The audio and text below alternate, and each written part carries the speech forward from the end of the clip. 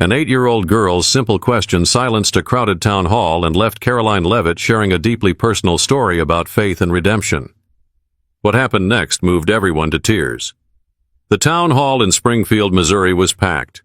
Rows of metal chairs lined the worn wooden floor, filled with people eager to hear Karoline Leavitt speak. Some leaned forward, listening intently. Others sat with arms crossed, waiting for a reason to be impressed or disappointed. The air carried the faint scent of burnt coffee from the refreshment table, and the occasional scrape of a chair leg against the floor punctuated the low murmur of conversation. Karoline had been here before. Different towns, different faces, but always the same energy. Some came looking for hope, others for answers. She was used to tough questions. Policy, leadership, the economy. She had rehearsed answers for all of them, but nothing prepared her for the small voice that broke through the noise. A little girl, no older than 8, stood near the front, her brown curls slightly frizzy from the humid air. She clutched the hem of her light pink dress, her fingers twisting the fabric nervously. Her mother, standing a few feet away, looked surprised that her daughter had spoken up but didn't stop her. "What does God mean to you?" the girl asked. The room stilled. Conversations died mid-sentence. A few people turned in their seats, their expressions shifting from curiosity to something deeper. Even those who had been scrolling through their phones moments earlier now glanced up, waiting. Karoline had been shaking hands, smiling, making her way through the crowd with practiced ease. But now she froze. Her fingers, still extended from the last handshake, curled into a loose fist at her side. This wasn't a policy question. It wasn't about polls or party lines. It was something else entirely. She could feel the weight of the room pressing in. The silence wasn't uncomfortable, but it was heavy, expectant. For the first time in a long time, Karoline didn't have an immediate answer. She lowered herself to the girl's level, knees bending until their eyes met. The girl's expression was open, searching, as if she truly wanted to understand. Not in a way adults asked questions, fishing for contradictions or trying to prove a point, but with genuine curiosity. Karoline took a slow breath. "That's a really important question," she said, buying herself a few more seconds. The little girl didn't blink. She waited. Karoline thought back to nights spent staring at the ceiling, whispering prayers into the dark, hoping someone, anyone, was listening. To the moments when faith felt easy, and to the ones where it slipped through her fingers like sand. She could lie. She could give a polished, rehearsed answer. Something clean, something safe. But she didn't want to. Not here. Not to a little girl who had the courage to ask something so simple, yet so profound. She parted her lips to speak, but the words caught in her throat. Memories flooded her mind. Memories she hadn't planned on sharing tonight. But before she could find the right words, something shifted in her chest. A feeling so raw and sudden it almost made her gasp. She clenched her hands into fists to steady herself. She looked at the girl again, and this time her vision blurred slightly. Not from the bright overhead lights, but from something deeper. But before she could answer, something unexpected surfaced. Something she hadn't allowed herself to think about in years. The moment stretched, thick and unmoving. The audience didn't fidget, didn't cough, didn't shift in their seats. It was as if they were holding their breath, waiting for something unplanned, something real. Karoline swallowed, her pulse steady but loud in her ears. She had never been afraid of speaking, not in front of hundreds, not even thousands. But this wasn't a debate. It wasn't a sound bite. It wasn't the kind of question where the right phrasing could smooth over the rough edges of truth. The little girl, still clutching the fabric of her dress, tilted her head slightly. Her face was open, patient. She wasn't demanding an answer. She was just waiting. A man in the second row crossed his arms, his expression unreadable. A woman near the back lifted her phone, aiming the camera in Karoline's direction. Whether she was recording out of interest or waiting for a misstep, Karoline couldn't tell. But it didn't matter. She glanced at the mother standing behind the girl. The woman's lips parted slightly as if she wanted to intervene, to tell her daughter not to put a public figure on the spot. But she didn't. She let it happen. Karoline exhaled slowly. "What does God mean to me?"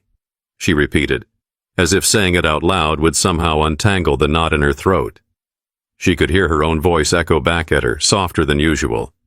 She wasn't sure why it felt so fragile. Her mind flitted through the expected answers. God is love. God is hope. God is everything. True, maybe. But those words felt hollow, too clean, too easy. She thought about the nights she spent sitting on the edge of a hospital bed, gripping a frail hand that once felt so strong.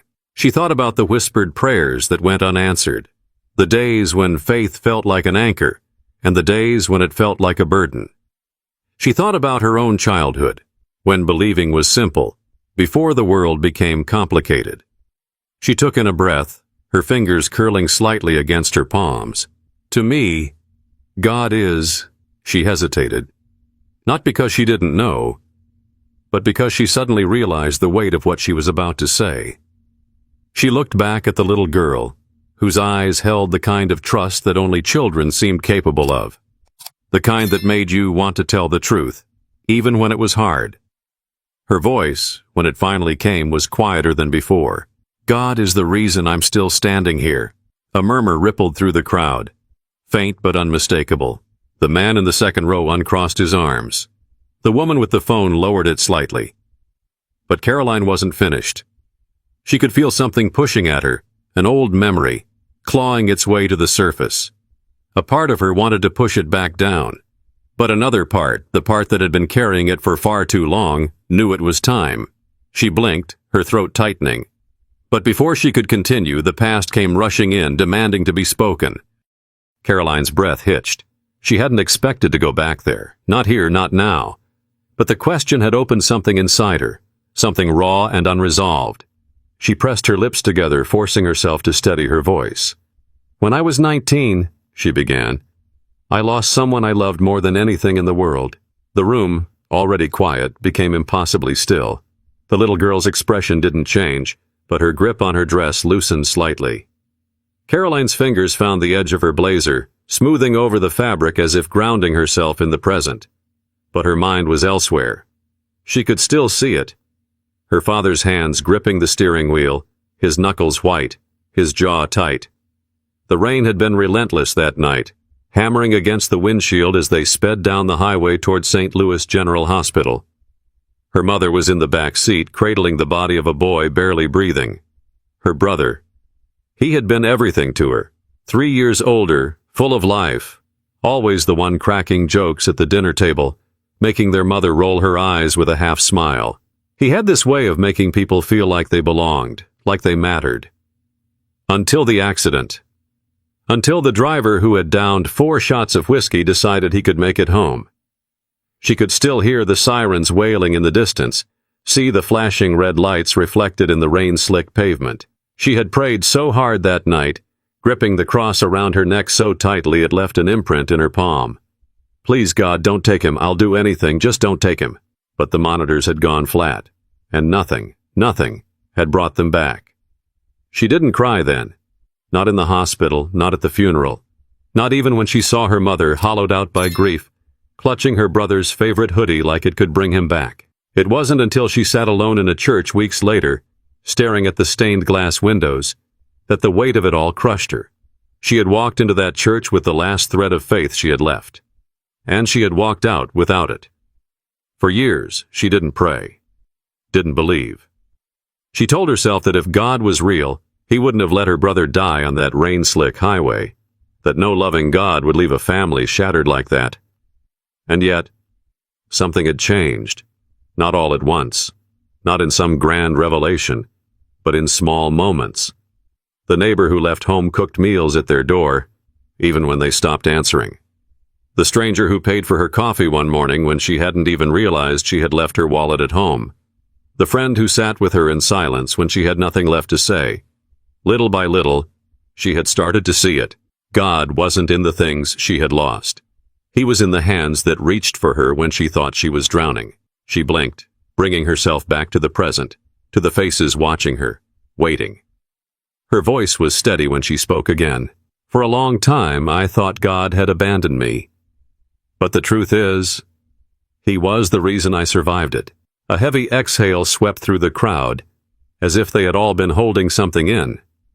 The little girl's fingers relaxed completely now, her hands falling to her sides. But Karoline wasn't finished. Because there was one more thing she needed to say. But before she could, an unexpected voice broke through the silence. A voice from the crowd cut through the stillness. "That's nice and all, but where was God when my son died?" The words were sharp, not in anger, but in pain. The kind of pain that had no resolution, no clean answer. Karoline turned toward the source. A man, late 50s maybe, sat near the middle of the room. His face was lined, worn in a way that had nothing to do with age. His hands, resting on his lap, were balled into fists, knuckles pale against his tanned skin. She met his gaze. He wasn't challenging her. He wasn't trying to humiliate her. He just wanted to understand. The weight of his grief sat between them, raw and undeniable. She inhaled slowly. "I don't have the answer you want," she admitted. "I don't know why some prayers go unanswered." The man let out a breath, shaking his head slightly. But he didn't look away. He wanted more. Karoline thought back to the night she spent staring at the ceiling, waiting for some kind of sign, some proof that her pain wasn't meaningless. She thought about the moment she almost gave up on everything. She hadn't spoken about that night in years. She wasn't sure she wanted to now. But looking at him, looking at the way his fingers twitched like he was holding something back, she knew this moment wasn't just about her anymore. She sat back on her heels, still at eye level with the little girl, but addressing the entire room. "The night before my brother's funeral, I stood on the edge of a bridge," she said quietly. "I don't know how long I was there. Minutes, maybe an hour. I just remember the sound of the water below, the weight of everything pressing down on me." A murmur ran through the crowd, but no one interrupted. "I didn't think I had a reason to keep going.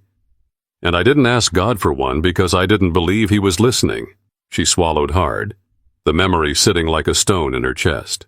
"But then," she continued, "my phone rang."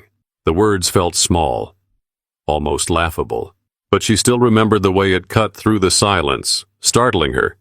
It was an old friend, someone she hadn't spoken to in months. She had almost let the call go to voicemail, but something made her pick up. And when she did, the first thing she heard was, "I don't know why, but I felt like I needed to call you." Her fingers tightened slightly at the memory. "That call saved my life." The man in the crowd blinked, his expression unreadable. Karoline exhaled slowly. "I don't believe God stopped that driver the night my brother died. I don't believe he stepped in and changed the outcome. But I do believe he made sure I wasn't alone in my darkest moment." The silence in the room felt different now. It wasn't just weighty, it was understanding.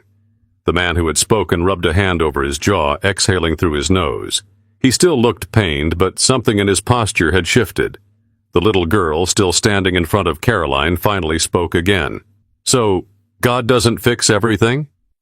Karoline's chest tightened at the honesty in her voice. She shook her head. "No, he doesn't." The girl frowned slightly, thinking, "Then what does he do?" Karoline's throat burned. She wasn't sure if this answer would satisfy the girl, or the man in the crowd, or anyone else listening. But she knew it was the truth. But before she could answer, something happened that no one in the room expected. A woman near the back let out a sudden, shuddering breath. It wasn't loud, but in the heavy silence of the room it sounded like a crack in the air. All heads turned. She was older, maybe in her late 60s. Her short silver hair neatly curled at the ends. She clutched a folded tissue in one hand, gripping it so tightly her knuckles pressed white. When she realized everyone was looking, she shook her head slightly as if apologizing for the interruption. But her voice wavered when she spoke. "He doesn't fix everything," she said, repeating the little girl's words. She let out a soft, almost bitter laugh. "No, he doesn't." Her gaze lifted, landing on Karoline. "But sometimes he holds us together when we should be breaking." No one moved. Karoline's lips parted slightly. The woman's voice, so quiet, yet so certain, hit her somewhere deep. The little girl turned back to Karoline. her young face caught between curiosity and something else. "Is that what you meant?" Karoline let out a slow breath. "Yeah," she said. "That's exactly what I meant." The girl thought for a moment, then looked down at her shoes. "So even when bad things happen, we're not alone?" Karoline's throat tightened. She nodded. "That's right." The girl's fingers brushed against her own arm, as if thinking. Then she asked, "How do you know?" Karoline felt the weight of that question settle over her. It wasn't a challenge. It wasn't disbelief. It was genuine, raw uncertainty. The kind that only came from someone who wanted to believe, but wasn't sure if they could. She could have given a theological answer. Something about faith, about scripture, about the idea of a grand plan. But that wasn't what this little girl needed. She needed something real. Karoline's voice was steady when she answered. "Because I felt it," she said.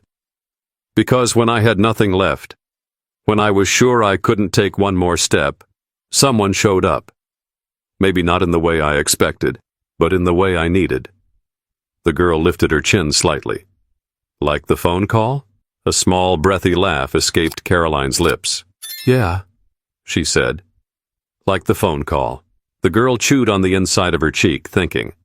Then, without warning, she took a small step forward and wrapped her arms around Karoline's waist. The room held still again, but this time the silence wasn't heavy. It was something else. Something warm. Karoline blinked hard, her hands hesitating for only a moment before she returned the hug. It lasted only a few seconds, but when the girl pulled away, something had shifted in the air. The man who had questioned her earlier let out a deep breath, rubbing his hands over his face. The older woman dabbed at her eyes with her tissue.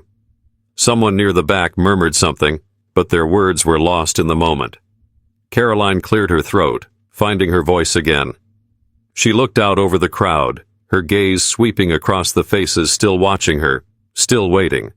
She wasn't sure what they had expected tonight. A speech, maybe. A performance. Instead, they had gotten something real.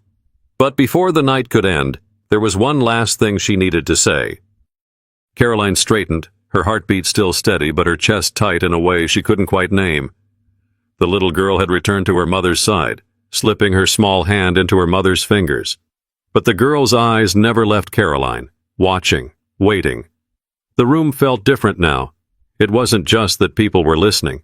It was something deeper, something unspoken. The walls that had been there at the start of the evening, the quiet barriers people built around themselves, had thinned, some even crumbling. Karoline glanced toward the man who had challenged her earlier. He wasn't looking at her anymore. His gaze had dropped to the floor, his foot tapping absently. Maybe he was thinking of his son, the one he had lost. Maybe he was thinking of all the nights he had asked that same question in his own silence, waiting for an answer that never came. The older woman who had spoken up was staring straight ahead, blinking rapidly, pressing the tissue to her lips. And then slowly, something unexpected happened. A man near the aisle, a burly guy in his 40s, the kind who looked like he spent more time under the hood of a car than in town hall meetings, spoke up. His voice was rough, not from anger, but from where. "I haven't prayed in years," he admitted. The confession was blunt, simple. And yet, it cut through the room like a blade. A few heads turned, some shifting in their seats. The man let out a breath, shaking his head. "I used to, every night. Then my dad got sick, and I prayed harder than I ever had in my life." His jaw flexed. "Didn't change a thing." He shrugged like the words should have been easy, but they weren't. "So, I stopped." Karoline didn't move, didn't say a word. She just listened. He exhaled sharply, rubbing a hand over the back of his neck. "But hearing you talk about that phone call, about the people that showed up for you." He paused, like the thought was forming in real time. Maybe I had it wrong. Maybe he was never supposed to fix things. Maybe he was just supposed to make sure we didn't have to go through it alone. A murmur moved through the crowd. It wasn't loud, just a few whispered words, a few small nods. But Karoline could feel it, like a current shifting beneath the surface. She swallowed, The burly man cleared his throat. I don't know if I believe like I used to. He glanced up at her. But maybe I ain't as alone as I thought. His words settled between them, heavy but not suffocating. Karoline let out a slow breath. None of us are, she said softly. A woman near the back wiped her eyes. The man in the second row shifted forward, elbows on his knees, staring at nothing in particular. Even the ones who hadn't spoken, the ones who had been sitting with their arms crossed, their expressions unreadable. Something in them had changed. Karoline could feel it. She took a step back, her hands settling at her sides. I think that's the thing about faith, she said, her voice steady now. It's not about having all the answers. It's about knowing you don't have to go through the questions alone. She let her gaze sweep over the room one last time. For a long time, I thought faith meant certainty. That if I doubted, if I questioned, then maybe I didn't believe at all. She shook her head slightly. But I was wrong. Faith isn't about never questioning. It's about holding on, even when you don't have the answers. A quiet sigh rippled through the crowd. Some people looked at each other. Others looked down at their hands. But no one, not a single person, looked disinterested. For the first time all evening it felt like they weren't just an audience. They were a part of this. Karoline inhaled deeply. But before she could close the night, there was one final thing she needed to do. Karoline let the weight of the moment settle over the room. This wasn't the ending she had expected for the evening, but it was the one that had found her. She shifted slightly, glancing toward the little girl who had started it all. Did that answer your question? Karoline asked gently. The girl hesitated for a moment, her small fingers still linked with her mother's. Then she nodded. Not eagerly, not because she felt like she had to, but because she had found something in the answer that made sense to her. Karoline felt a tightness in her chest, something between gratitude and grief. She had spent so many years trying to put her faith into words, and yet it had taken the innocence of a child to pull the truth out of her in a way she had never quite managed before. She turned back to the room, letting her gaze sweep over the faces watching her. Some were visibly emotional, eyes damp, lips pressed together in thought. Others sat still, unreadable but not indifferent. Before I go, she said, I want to leave you with something. The silence deepened, anticipation threading through it. I used to think faith was about being strong, she admitted. About standing firm, never doubting, never questioning. She let out a quiet breath. But I don't believe that anymore. She looked toward the man who had challenged her earlier, his grief still sitting in his eyes like an old wound that had never fully healed. I think faith is what happens when we're at our weakest, she continued. When we don't have the answers. When nothing makes sense. When we're standing at the edge of something we don't know how to survive. A few heads dipped, as if the words had struck something deep. Faith isn't about knowing everything will turn out the way we want, she said, her voice steady but low. It's about knowing that no matter what happens, we won't be left to carry it alone. She saw the burly man near the aisle swallow hard, his hands flexing at his sides. She saw the older woman press the tissue to her face again. She saw the little girl squeeze her mother's hand just a little tighter. And she saw the quiet shift in the room, the unspoken understanding that, for all their different lives and experiences, they weren't as alone as they had thought. Karoline straightened slightly, exhaling as she reached for the final words she wanted to leave them with. When I was at my lowest, when I was standing on that bridge, I thought no one would miss me if I disappeared. She let the words settle, heavy but true. I was wrong. A lump rose in her throat, but she pushed through it. If you're carrying something heavy, if you're walking through something you don't think you can survive, I hope you know you don't have to carry it alone. She paused, then added, You are not alone. The weight of her words settled over the room. She didn't expect applause. She didn't want it. This wasn't about that. This was about a little girl who had asked a question. This was about a room full of people who had come expecting one thing and left with something else entirely. This was about faith, about grief, about what it meant to keep going even when you didn't have all the answers. Karoline let out a slow breath, and then she simply said, Thank you. A long moment of silence passed before someone finally stood. The burly man. He didn't say a word, just gave her a small nod before slipping his hands into his pockets and heading toward the door. And just like that, others began to move, some wiping their eyes, some murmuring to each other, some simply sitting, as if they weren't quite ready to leave. The little girl looked up at her mother, then back at Karoline. She didn't say anything, but the way she smiled, soft, understanding, told Karoline everything she needed to know. As Karoline turned to leave, she felt something settle inside her. Not closure, not certainty, but peace. And maybe, just maybe, that was enough. If this story meant something to you, if it made you think, share it with someone who might need to hear it. Because sometimes, the smallest moments can leave the biggest impact.